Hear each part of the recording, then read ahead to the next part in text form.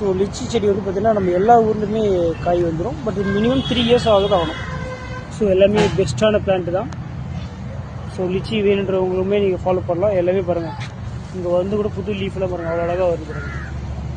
So பெஸ்ட்டான செடி தான் நம்மக்கிட்ட இருக்குது. ஸோ வேணுன்றவங்க ஃபாலோ பண்ணிக்காங்க.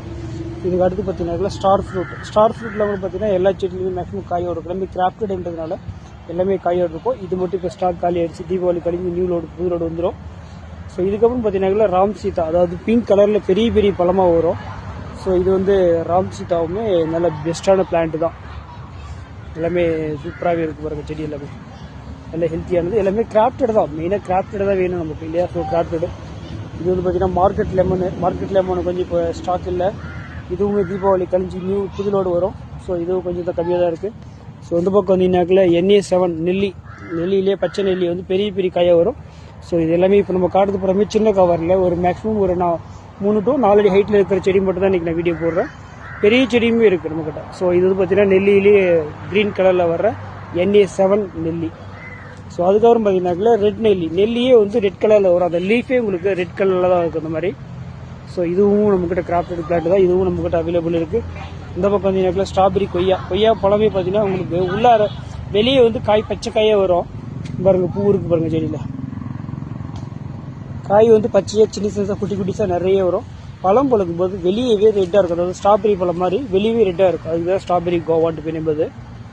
பார்த்தீங்கன்னா உங்களுக்கு லாங் மல்பெரி, அதாவது க்ரீன் கலரில் வர லாங் மல்பெரி. நம்மக்கிட்ட பிளாக் மல்பெரி கிடையாது.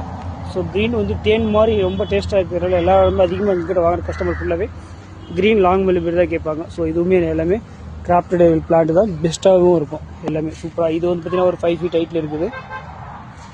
இப்போ இதெல்லாம் பார்த்தீங்கன்னா தாய்க்கிங் நாவல் லீஃபே உங்களுக்கு பார்த்தீங்கன்னா பெரிய பெரிய லீஃபாக சூப்பராக இருக்கும். ஸோ இது பார்த்தீங்கன்னா ஒரு 3 feet ஹைட்டில் இருக்குது. இது பழம் பார்த்தீங்கன்னாக்கில் நெக்ஸ்ட் இயரே பழம் வந்துடும். நம்ம நார்மல் நாவல் வந்து லேட்டாக வரும். தாய்க்கிங் நாவல் வந்து பார்த்தீங்கன்னாக்கா நெக்ஸ்ட் இயர்லேயே உங்களுக்கு காய் வைக்க ஆரம்பிச்சிடும். இதுக்கு அடுத்து பார்த்தீங்கன்னா வாட்டர் ஆப்பிளில் ரெட் வாட்டர் ஆப்பிள். இதுவுமே 8-10 கவரில் பார்த்தீங்கன்னா ஒரு 3 அடி ஹைட்டில் இருக்குது. ஸோ ரெட் கலரில் வர வாட்டர் ஆப்பிள் இதுவுமே நீங்கள் மாடி தோட்டத்தில் வச்சு கூட நீங்கள் வளர்த்துக்கலாம். 1 இயர்லேயே உங்களுக்கு காய் வைக்க ஆரம்பிச்சிடும். அப்படியே இந்த பக்கம் வந்தீங்கன்னாக்கில் ஒயிட் நாவல், வெள்ளை நாவல் பார்த்தீங்கன்னா இதுவுமே பார்த்தீங்கன்னா ஆல் சீசன் வர்றது தான். இது வச்சிங்கனாக்கில் குயிக்காகவே உங்களுக்கு பூ எடுக்க ஆரம்பிச்சிடும்.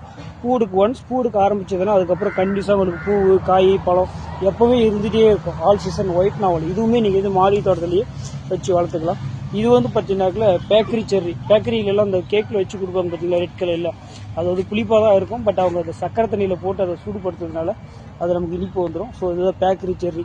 ஸோ இதுவுமே நம்மக்கிட்ட அவைலபிள் தான். இந்த பக்கம் வந்தீங்கன்னாக்கில் தாய்லாந்து இனிப்பு புளி, அதாவது சிகப்பு புளின்னு சொல்லுவாங்க தாய்லாந்து வெரைட்டி.